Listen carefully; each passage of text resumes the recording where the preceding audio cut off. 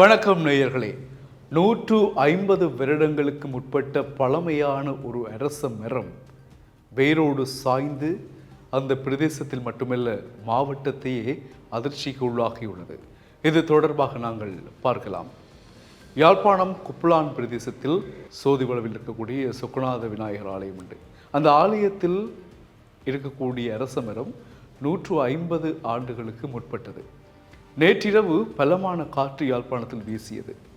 அந்த காற்றினால் அந்த 150 வருடங்களுக்கு முற்பட்ட பழமையான அரச மரம் வேரோடு சாய்ந்திருக்கிறது.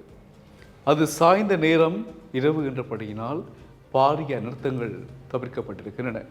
குறிப்பாக குப்புளான் பிரதேசத்தில் உள்ள குப்புளான் மகாவித்யாலயம், விக்னேஸ்வர மகாவித்யாலயத்தின் ஒரு கட்டிடத்தின் மேல் அது விழுந்திருக்கிறது. அதனால் கட்டிடம் பகுதியளவில் சேதமும் அடைந்திருக்கிறது. நல்ல வேளையாக பகலில் காற்று அதிகமாகி அந்த மரம் முறிந்து விழுந்திருந்தால் பல உயிர் சேதங்களும் ஏற்பட்டிருக்கும். குறிப்பாக அந்த பாடசாலையில் மாணவர்கள் பெரிதும் பாதிக்கப்பட்டிருப்பார்கள். உயிரிழப்புகளோடு பலர் காயங்களும் அடைந்திருப்பார்கள். வீதியோரங்களில் சென்றவர்களும் பாதிப்படைந்திருப்பார்கள். ஆலய வளாகத்தில் நின்றவர்களும் பாதிப்படைந்திருப்பார்கள். ஒட்டுமொத்தமாக பாரிய சோகமாக அது மாறியிருக்கும்.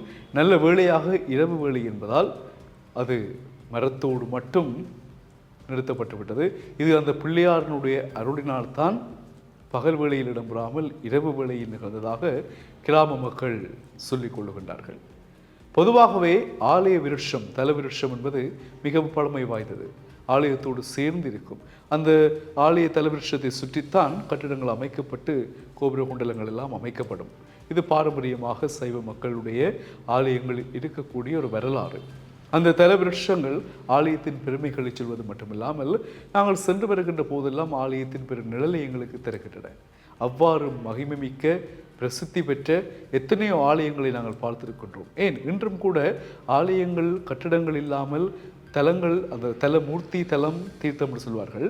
அந்த வகையில் இந்த மரங்களுக்கு கீழேயே விக்கிரகங்கள் வைக்கப்பட்டு சூலங்கள் வைக்கப்பட்டு வழிபடுகின்ற மரபுகள் இன்றும் பல இடங்களில் இருக்கின்றன. மரத்தையே தெய்வங்களாக வழிபடுகின்ற மரபு எங்கள் மரபு. எனவே அவ்வாறான காலகட்டத்தில் 150 வருடங்களுக்கு முற்பட்ட ஒரு மரம் விழுந்திருக்கிறது என்றால் அதன் வரலாறு மிக பெரியது. எப்படி இருக்கும், எத்தனை சந்ததிகளை அந்த மரம் கண்டிருக்கும் இல்லையா? சொக்கர் வளவு சோதி விநாயகர் ஆலய வளாகத்தில் இருக்கக்கூடிய அந்த மரம் தான் இது. அந்த பிரதேசத்தில் பாரிய சோகத்தை ஏற்படுத்தி இருக்கிறது. எனவே இந்த தகவலை நாங்கள் உங்களுக்கு பரிமாறுகிறோம். ஏனென்றால் அந்த குப்புளான் பிரதேசத்தைச் சேர்ந்த பலர் புலம்பெயர் நாடுகளில் இருப்பீர்கள். உங்களுக்கும் அந்த மரம் கண்முன்னே இப்பொழுது வந்து நிற்கும். இப்பொழுது அந்த மரம் கூறுகின்ற கதைகள் உங்கள் மனதில் இப்பொழுது ஓடிக்கொண்டிருக்கும் இல்லையா? அந்த மரம் இப்பொழுது விழுந்திருக்கிறது.